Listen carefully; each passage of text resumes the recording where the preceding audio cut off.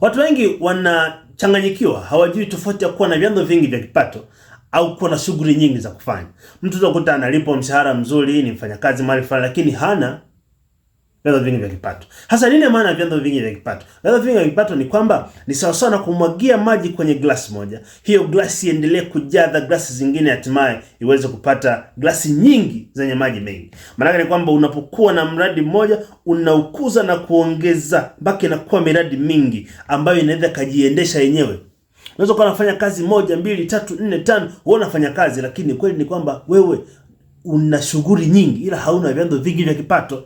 Vyanzo vingi vya kipato ni pale ambapo vinakuwa vinajiendesha. Unafanya kitu kinaendelea kukuingizia pesa siku zote, maisha yanakwenda, pesa inaingia.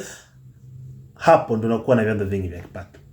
Kwa hiyo tofautisha kati ya kuwa na shughuli nyingi za kufanya na vyanzo vingi vya kipato. Unaweza kuwa na shughuli nyingi za kufanya ila leo kifa kila kitu kinazimika. Sikiliza, stuka mapema. Tengeneza mfumo ambao utakusaidia uweze kutengeneza pesa hata ukiwa umelala. Na mifumo hii ni kwamba unakuwa ni mwekezaji. Unafanya jambo mara moja linakuletea matokeo zaidi. Tutaenda kujifunza namna gani kutengeneza mifumo mingi ya mifumo